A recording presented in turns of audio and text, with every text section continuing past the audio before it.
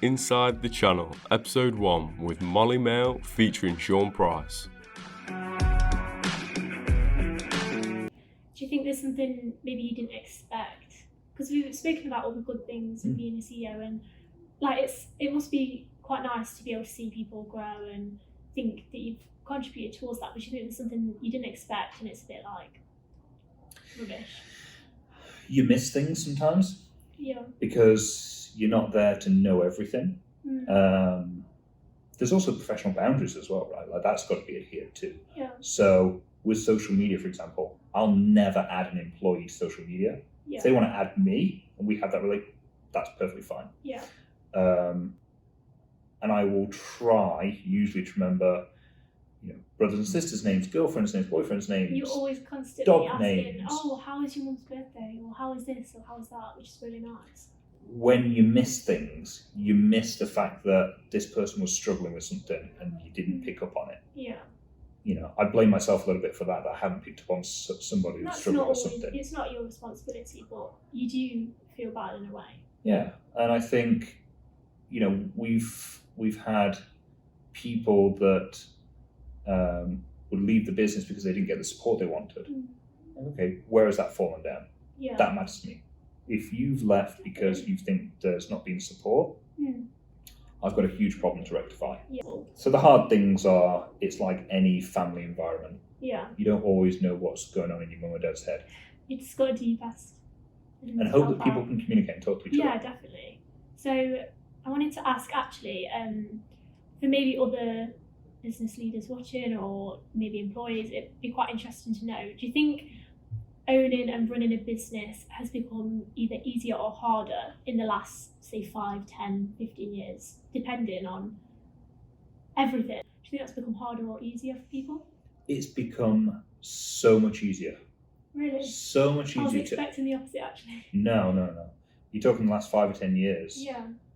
There's this wonderful thing called the internet.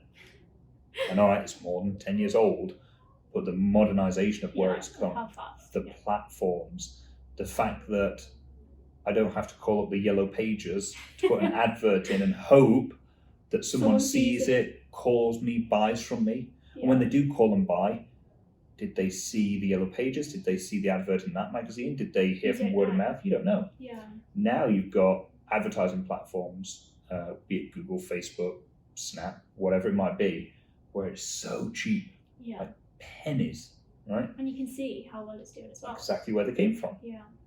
It's the best time in the world to start a business. It's also the best time to start a business, realize it's not a good business, shut it down, walk away and start a new one. Yeah. You learn from mistakes though. Well, there's because the barrier to entry is so small, you don't need to sign a 5-year lease on a shop.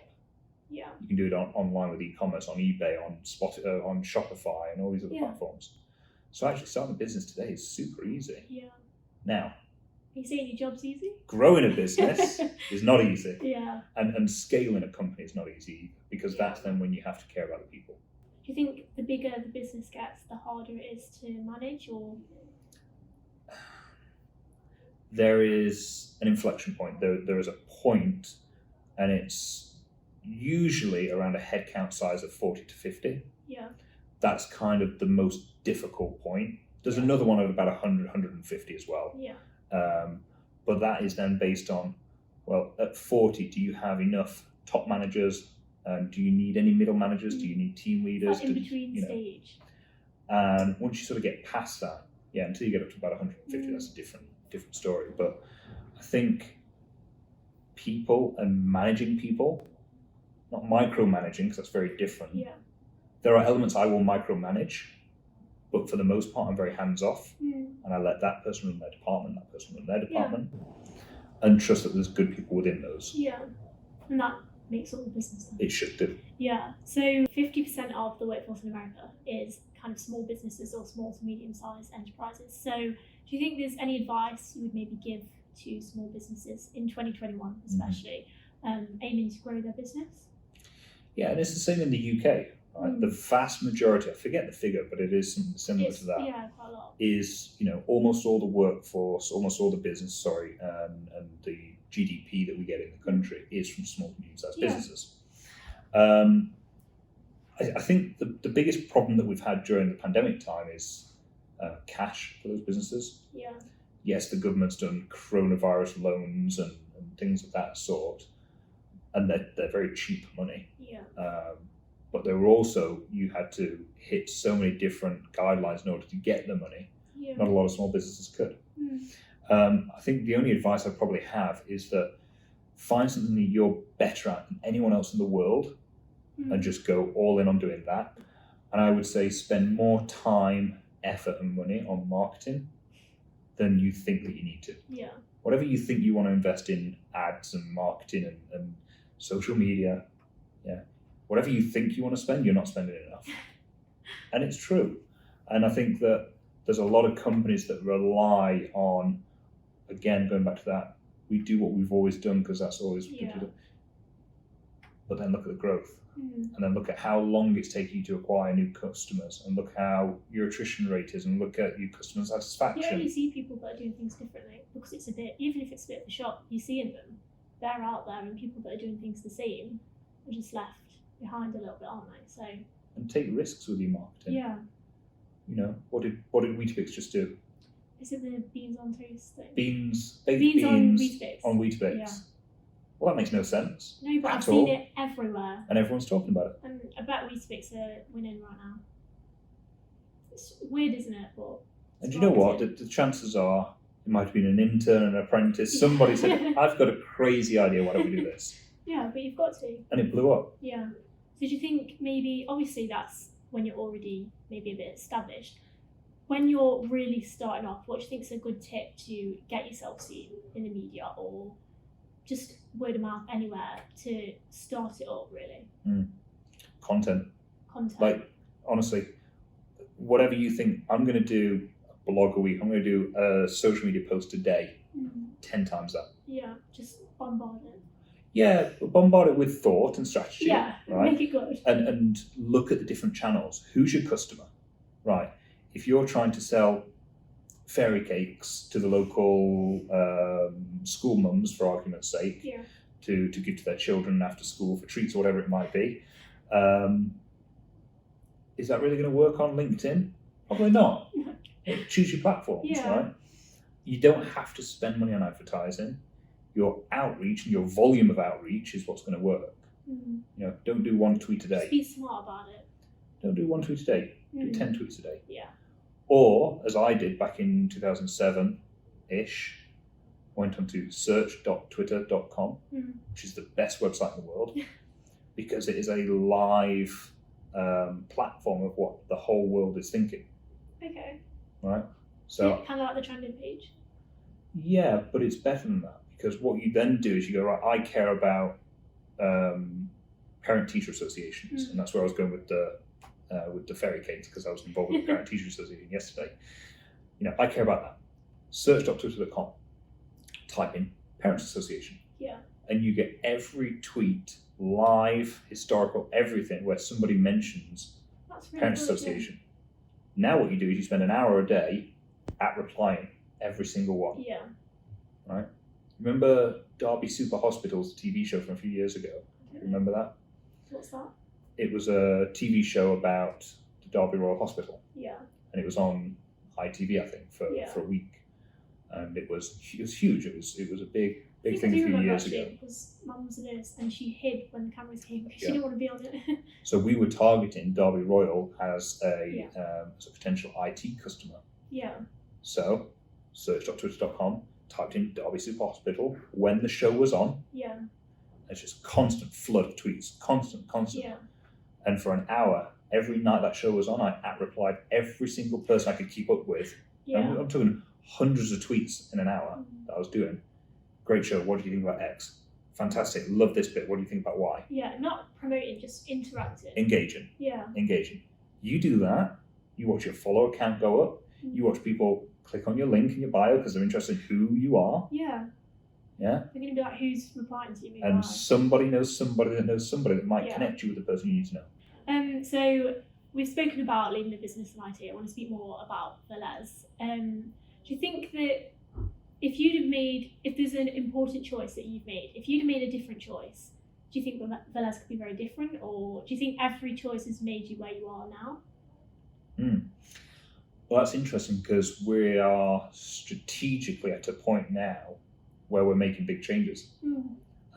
So if you make one big change, it could take Velez in a completely different direction.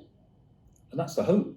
That's the The hope. Yeah. Is you do things with a certain plan in mind. Yeah. Yeah. And there's someone I know who famously said to me that they do their 3-year business plans in pencil rather than pen. Okay.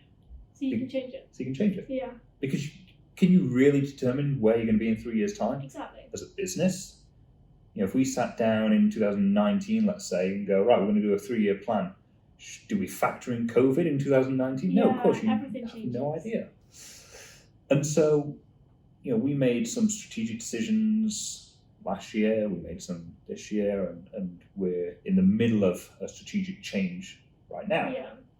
And those decisions are based on what's best for the business, what's best for the people in the business, and what's best for the customers.